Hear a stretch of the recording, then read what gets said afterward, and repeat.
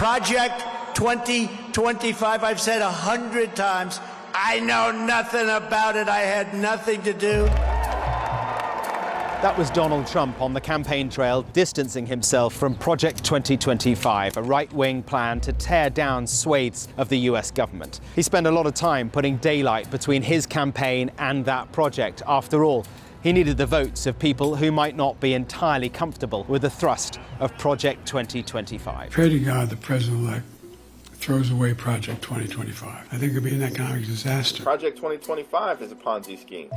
Written by a prominent conservative think tank, the Heritage Foundation, Project 2025 is a plan to fundamentally reshape America.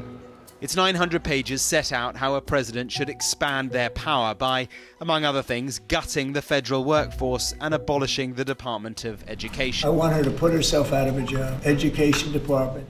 A lot of what Donald Trump has done since he returned to the White House is very similar to what 2025 advocated. This is a great group, and they're going to lay the groundwork and detail plans for exactly what our movement will do. Mr. Trump and his allies have brought federal agencies, including the FBI and the Justice Department, much more under presidential control, while making it easier to fire thousands of federal workers if they do not show sufficient loyalty. What about Project 2025? Well, the document called for the president to slash regulations and make federal employees easier to fire. Let's look at immigration, where President Trump has announced and enacted sweeping deportations. He declared a national emergency on the southern border. This broadly aligns with the aims of Project 2025.